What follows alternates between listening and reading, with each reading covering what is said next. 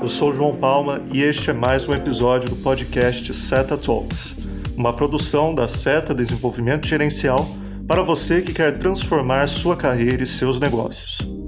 O assunto do episódio de hoje é a reestruturação ágil, uma prática que tem atraído cada vez mais empresas de todos os portes que buscam dar um salto de performance em seus processos e produtos. Veremos como é possível utilizar os frameworks e princípios ágeis para ganhar eficiência e criar uma estrutura organizacional forte e adaptável. Quem nos empresta um pouco da sua experiência e conhecimento nesse assunto é o Valdir Menezes, sócio-diretor do pilar de soluções de negócio da Seta, que é responsável pelos serviços de consultoria, inovação, agilidade e transformação digital. Então, vamos começar!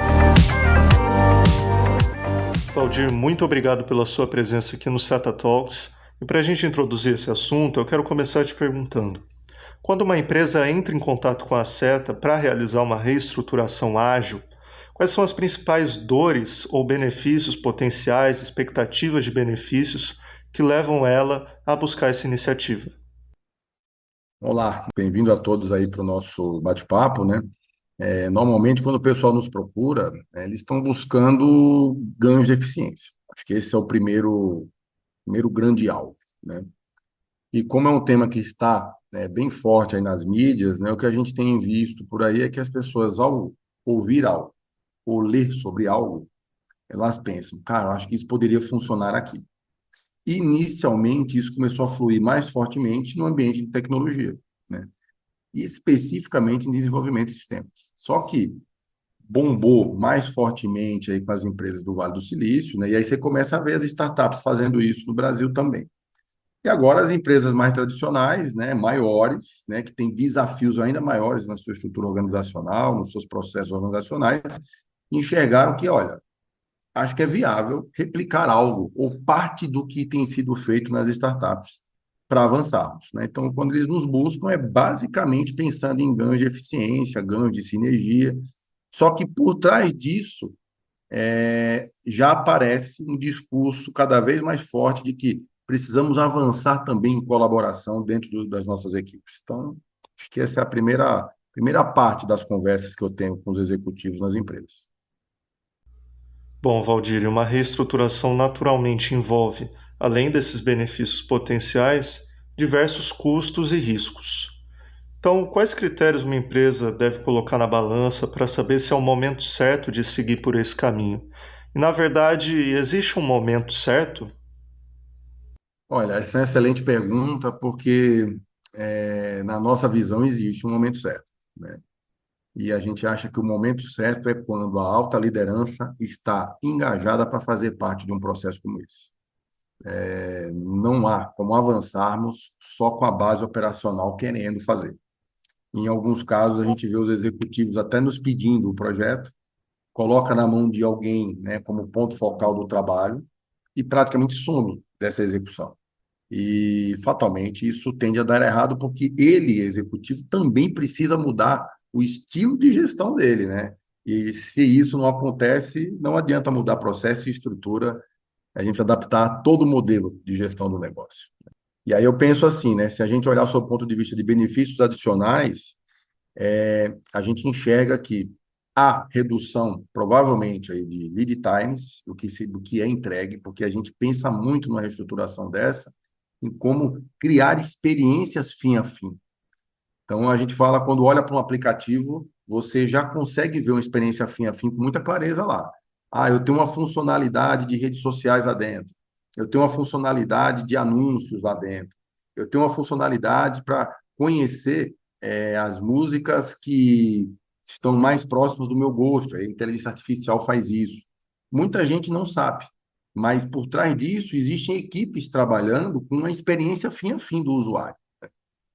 Replicar isso no ambiente de trabalho das organizações mais tradicionais significa linearizar a experiência de quem consome nossos produtos, serviços e processos, né? E aí, para linearizar isso, a gente tem que cada vez mais categorizar, separar as experiências que nós estamos buscando. Só para que você tenha uma ideia, né? Quando a gente pega um exemplo de um RH, já que toda empresa tem um processo de contratação de pessoas, né? É comum encontrarmos nas empresas dentro do próprio RH, separações do tipo, alguém anuncia as vagas, alguém faz triagem numa segunda área específica para fazer triagem e entrevistas, uma outra subequipe faz a proposta salarial, onde ela sozinha tem acesso a essa informação. Aí vem uma quarta equipe para fazer a admissão, e aí vem a equipe de medicina, saúde, para fazer a parte de olhar, né, da saúde do colaborador que está para chegar, e ainda tem mais uma equipe olhando a integração desse colaborador. Então, você imagina, 5 sub-áreas diferentes, e cada um que você conversa bate a sua meta. Ah, eu tenho tantos dias para isso, tantos dias para aquilo, mas quando a gente pega a experiência completa, ela está longa. Então, olhar a experiência fim a fim, numa situação como essa, colocar agilidade nisso, significa ter pessoas das mais diversas funções do recrutamento e seleção participando de uma única célula, né? Então, é trazer essa visão de experiência, né? Então, a gente fala, se eu estou dando o exemplo de RH, né, eu estou colocando, eu teria uma experiência única para recrutar, selecionar, admitir e integrar um colaborador. É uma área só, uma subequipe só, é uma célula só. Eu tenho outra subequipe, outra célula olhando a experiência de educação corporativa. Uma outra célula olhando toda a parte de avaliação de desempenho até a demissão do colaborador, né? Então, assim, eu tenho uma outra célula olhando cultura organizacional e pulverizando essa informação nas demais células. Então, cada célula dessa no ambiente ágil a gente chama de squad, mas cada lugar tem denominado, né, coisas diferentes para deixar mais com a cara de cada negócio. Um dos clientes nossos está chamando isso de jornada, até para que as pessoas do time tenham a impressão de que, olha, a jornada nada mais é do que a experiência fim a fim de um colaborador, né, interagindo com o RH daquela empresa. Aproveitando que você já comentou um pouco sobre isso, pode contar em mais detalhes quais são as principais etapas desse processo ou desse roadmap, mapa de percurso da reestruturação ágil? Perfeito. As empresas nos procuram muitas vezes querendo fazer uma transformação, uma reestruturação ágil com passos rápidos e breves, né? E, tipo, a estrutura funciona de um dado modelo há muitos anos e de uma hora para outra os executivos fazem, eu quero a minha estrutura mudando para ágil daqui a um mês, dois. Eu já antecipo que quando alguém nos procura para fazer algo desse tipo, normalmente a gente declina, né? Porque nós acreditamos no modelo onde não é só mudar a estrutura, a experiência precisa mudar. Então, os processos que as áreas oferecem, que os negócios oferecem, também precisam mudar. Então, o primeiro passo desse roadmap é investir pesado no mapeamento dos processos, conhecer como eles funcionam hoje, conhecer as principais oportunidades e dores, priorizá-las, né, para que a gente possa atacar mudando a experiência de fato, né, de quem consome nossos produtos e serviços. E isso é retratado nos processos. Um segundo passo importante é investir em gestão da mudança. As empresas já conhecem frameworks de gestão da mudança e gostam de alguns específicos. Aqui na Seta nós trabalhamos com alguns desses e levamos, né, para a construção de como que a gente faz as empresas, né, as equipes dentro dessas empresas embarcarem no modelo e entenderem que eles devem fazer parte da mudança. Acima disso, querem fazer parte da mudança.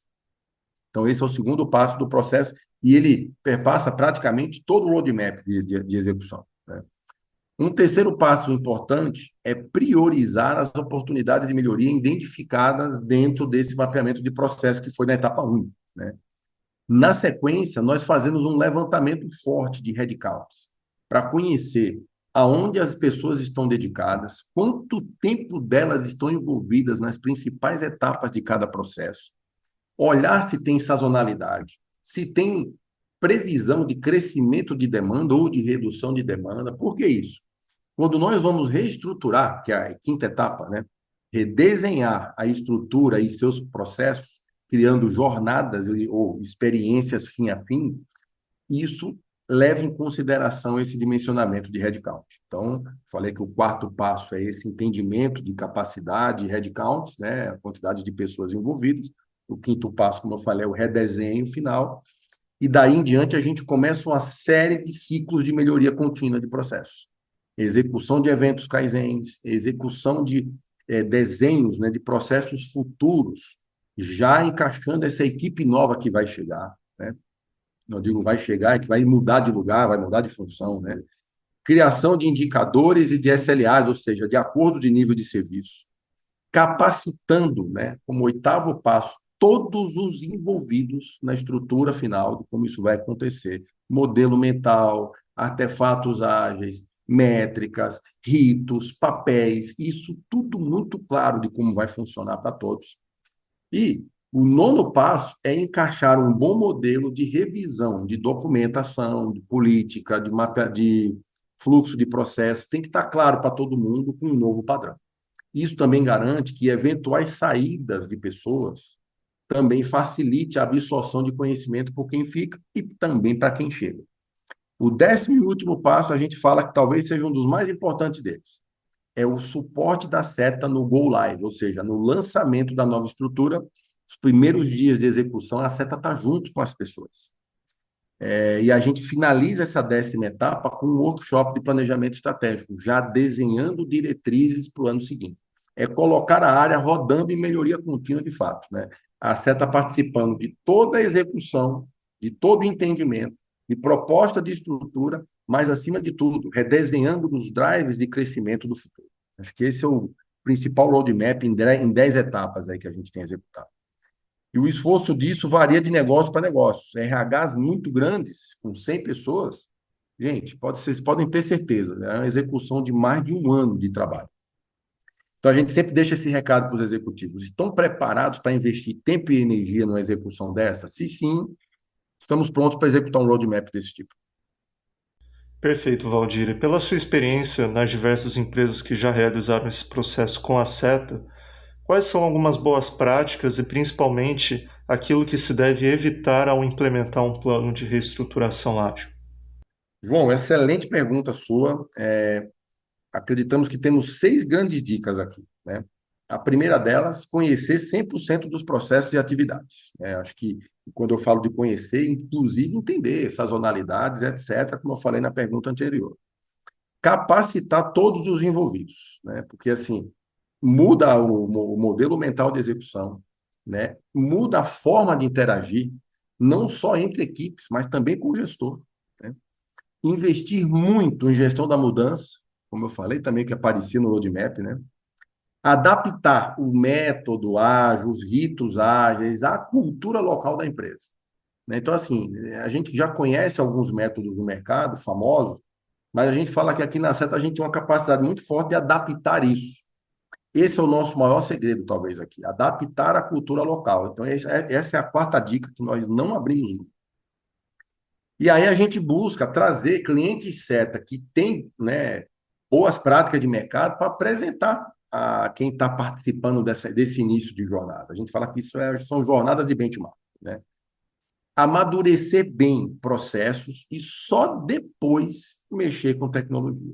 Cara, é possível investir na melhoria da experiência de quem consome nossos produtos e serviços sem iniciar trabalhando com tecnologia, porque demora.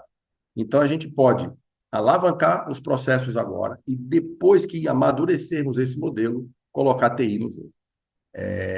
E eu não gostaria de deixar de fora, né? A sétima dica está ligada ao papel da liderança nisso. Eles também precisam estar capacitados nesse jogo, porque o jeito de gerenciar equipes também muda. O jeito de liderar pessoas e negócios também muda com agilidade. Perfeito, Valdir. Muito interessantes essas dicas que você trouxe. E agora, para finalizar, eu queria também que você trouxesse algumas dicas em relação às características desejáveis dos líderes que estão envolvidos nesse plano de reestruturação ágil, já que, como você disse, o papel deles é essencial para o sucesso dessas iniciativas. Excelente. Nós aqui na Seta, né, os líderes aqui, os executivos aqui da Seta, tiveram que passar por esse processo de mudança, né? Nós sentimos na pele a dor, né, da mudança, de desapegar do poder, né, e de acompanhar, de controlar no detalhe tudo que é executado por nossos times. E é esse recado que a gente tem levado para as pessoas, né? Liderar, nós aprendemos lá atrás que liderar era a capacidade de executar mudanças, trazendo resultados através das pessoas. Hoje, a liderança ágil é a nossa capacidade de inspirar comportamentos em torno de um propósito e que a gente faça os nossos times responder rapidamente às constantes mudanças de ambiente. Então, assim, essa é a primeira grande mudança. O jeito de nós liderarmos muda. Segundo passo importante nessa mudança é entendermos, né? Existe a mentalidade alfa e beta. A alfa é a mentalidade que nós aprendemos nos nossos cursos de administração, baseado na teoria de Frederick Taylor, em 1911. O mundo mudou. A gente criou o conceito de comando e controle naquela época que trouxe as empresas até aqui, alavancando produtividade. A gente sempre teve alguém que liderava e um grupo que executava. O líder dizia o que queria, como queria e quando queria que as coisas fossem executadas. No modelo ágil é diferente. Os líderes dizem o que querem, o que sonham, quais premissas de futuro. E as equipes buscam soluções que atendem a essas premissas. A gente fala que são equipes autônomas trabalhando. Mas cuidado, o conceito de autonomia não é uma autonomia largada, né? A gente fala que é uma autonomia alinhada. Os líderes dando premissas e sonhos de futuro e as equipes desenvolvendo soluções para atendê-las, né? Então, assim, é um modelo de autonomia alinhada. A gente fala que isso é a mentalidade beta. De novo, mentalidade alfa é da época de Frederick Taylor, 1911, trouxe as empresas até aqui, mas não levará as empresas para os próximos níveis, né? Os próximos níveis requer que a liderança tenha a famosa e nova mentalidade beta. E um outro ponto muito importante nesse ciclo também, né, é que a liderança desenvolva um conceito muito forte agora, cada vez mais aparecendo aí nos desenvolvimentos de liderança junto às universidades corporativas, e a SETA tem levado isso, né, que é o Learning Agility, né? Então, é a nossa capacidade de aprender mais, né? E aí, então, tem um livro muito legal para recomendar, né? As 9 dimensões de Learning Agility, de Rolf Burke, e a gente tem aí, podemos dizer que nós temos 9 dimensões, deixando claro o que está por trás do ambiente ágil e que o gestor precisa mudar. Flexibilidade de ideias, velocidade, experimentar mais, assumir mais riscos do negócio, assumir riscos interpessoais, né? Atualização constante do profissional, busca constante e incessante pelo feedback, refletir sobre esses feedbacks e colocar em prática com colaboração é o 9º item. Então, assim, são dimensões que, se nós entendermos como líderes qual o nosso papel no novo jogo agora, tendemos a ter sucesso numa reestruturação ágil. Então, é como eu digo, não adianta só mudar a estrutura, precisamos mudar os processos, as experiências estão neles, mas também precisamos mudar muito o jeito de liderarmos. Sem a liderança participando disso, dificilmente teremos sucesso. Com isso, encerramos mais um episódio do SETA Talks. Eu agradeço novamente ao Valdir pelos insights e pela presença. Convido você também, ouvinte, a conhecer o nosso site www.setadg.com.br. Lá você conhece todos os serviços oferecidos pela SETA e pode entrar em contato conosco para encontrar aquele que se adeque à sua necessidade e à realidade da sua empresa. Não esqueça também de nos seguir nas redes sociais, SETA Desenvolvimento Gerencial, no Facebook, Instagram e LinkedIn. E também de nos seguir aqui no Spotify e ativar as notificações para ficar por dentro dos próximos episódios. Te desejo uma ótima semana e até a próxima!